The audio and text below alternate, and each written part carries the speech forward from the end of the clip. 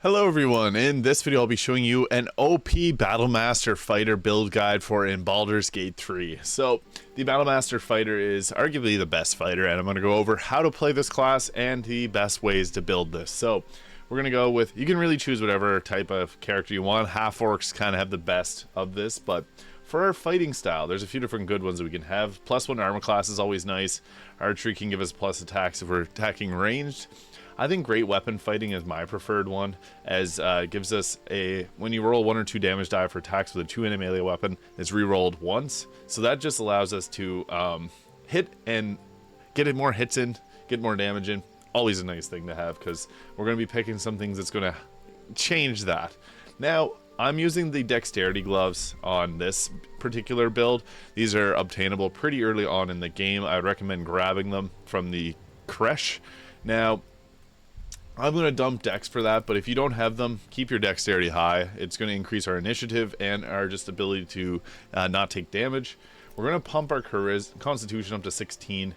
Intelligence we don't really need, and we want to really put all of our points into our strength. But again, if we're not focusing on having these gauntlets, put the rest of your points into dexterity.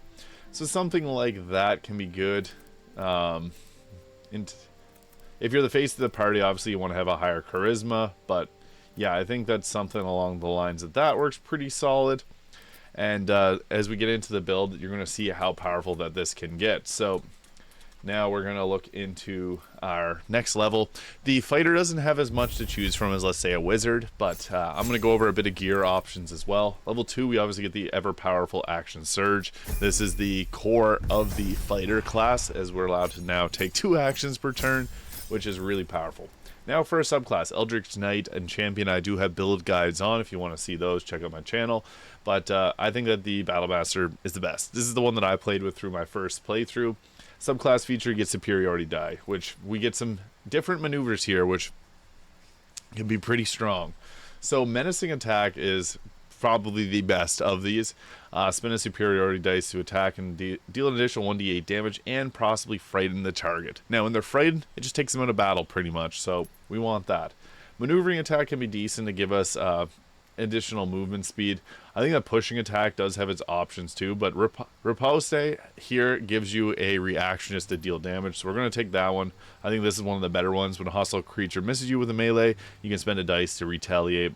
Sweeping attack is not as good as cleave, so I would stick to using cleave. Goading attack can be nice because it'll give disadvantage to a target that attacks any other creature, so that's quite nice to have. Fainting attack boosts your action bonus action to attack an advantage and deal an additional damage. I think that the trip attack and disarming attack are typically 2 of the better ones. So disarming attack, you spend it, deal 1d8 damage, and possibly force the enemy to drop the weapon. What's nice about this is you can pick up their weapon once they drop it for free. It doesn't cost an action, and then they're pretty much useless. So disarming attack and trip attack are 2 of the most powerful, I would say, of these. Commander Strike can be useful at times, but for our first level, I think that those are the 3 best to take. Now as we get into our higher levels, this is where we get our feats. Now for our first level feat, it's kind of obvious what we want to do with this. We want to pump our strength. If you got the Hag's Hair, bump that up to 20. I don't like leaving these on odd numbers because they don't get the increase to your checks, and it's all about even numbers, so we're going to go with that for this level here. Again, if you have the Hag's Hair, use it on yourself. That's going to be ideal for this. At level 5, that's when we get our extra attack, and that's really nice to have, so we're going to just, take that because this is where the build starts to really become powerful. Early on in the game, once you hit level 5, it's like a whole new game, being able to attack twice. For our next feat at level 6, this is kind of nice that the fighter does get multiple feats.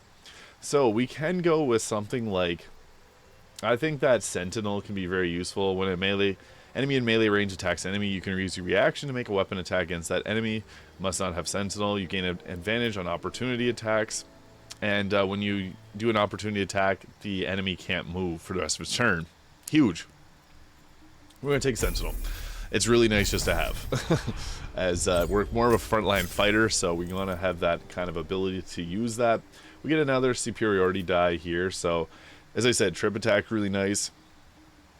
Large or smaller, so large creatures, trip attack them. If they're not large, use disarming attack.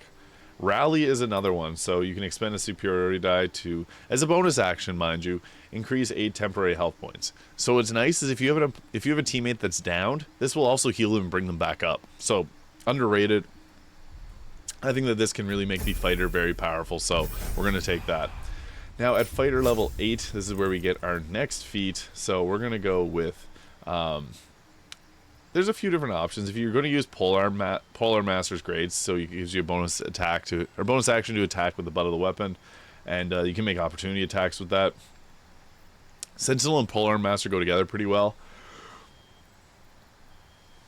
Heavily armored, I think that's good. You gain armor proficiency and gain strength +1, but we already have armor proficiency, so there we go. That's what we want. Heavy Armor Master, that's what I was looking for. So +1 to strength, we get our strength up to 20.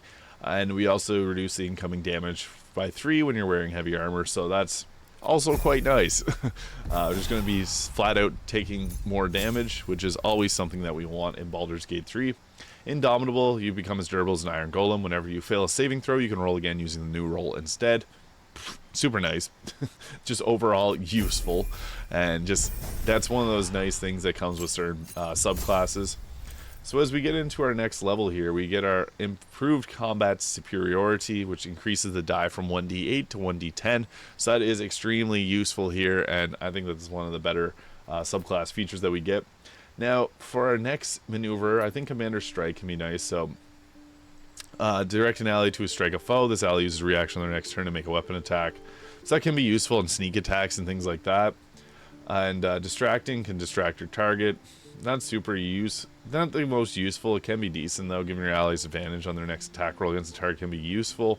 But there's other options here that are pretty nice. So goading attack or maneuvering attack. So goading attack, deal an additional 1d10 damage, attempt to goad the target into attacking you, and they receive disadvantage on any other targets. So the AI, how it works in Baldur's Gate 3, is it looks for the lowest armor class. So if you have a wizard with low AC and your fighter is there, the goading attack will protect them most times. Maneuvering attack, whenever you spend a superiority die, select which friendly creature will gain half its movement speed. This will not provoke acts of opportunity.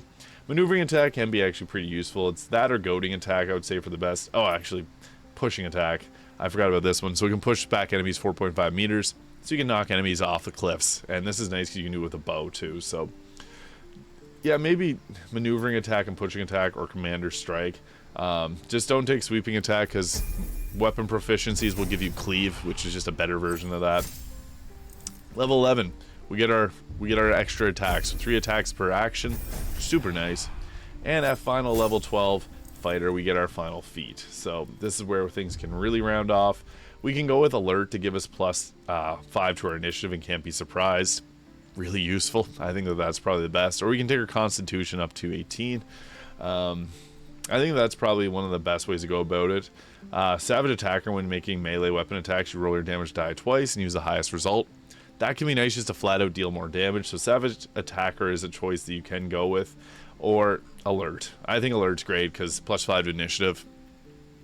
Quite huge on a fighter that's going to go in and clear out enemies. So with this build, we're going to also, as we go into our gear here, Savarok's Horn Helmet's nice, so it gives us +1 to Constitution saving throws, can't be frightened, and you gain Dark Vision. But there's also like Helmet of Baldur, which is pretty nice. And also the Dark Justiciar gives you an increased chance to hit criticals, so that's like the champion subclass. So something like that can be pretty good. Also the Helldust Helmet's pretty nice because that gives you the ability to not get hit by critical hits. So one of those 3. I like the Cloak of Protection. This gives you +1 to armor class and saving throws. And that's always nice to have increased armor class. For our armor, I'm using the Flawed Helldusk armor, so when you get hit by a foe, they take 1 to 4 damage, potentially, and you take 1 less piercing damage. But also, the Reaper's Embrace is another really great choice for armor there. It gives us 20. And also, the Helldusk armor can be pretty nice. It puts it up to 22. But it comes down to whatever you can find, whatever you think works best for your build, because it's all about whatever gear works for your crew. Next we got the Gloves of Dexterity, 18 Dexterity, nice. Disintegrating Nightwalkers is nice because it also gives us Misty Step, so we can move around, and that's quite useful. For For our amulet, Surgeon Subjugate Amulet gives you ability to paralyze a target for 2 turns on critical hit, and then paired with Killer Sweetheart, which gives us a critical hit once you kill a creature. Super powerful because we just set up the critical hit and then they're paralyzed. Quite nice. And then I also like just damage riders. The Caustic Band gives you +2 acid damage on all attacks. So if we're doing things like cleave or really any type of attack, we're going to be able to deal that extra 2 caustic damage. For swords like the Sword of Chaos, on hit regain 1 to 6 health points. We get 3 attacks, so that gives us 3d6, 3 dies of potential 6 healing. So that can be really nice. We also get that.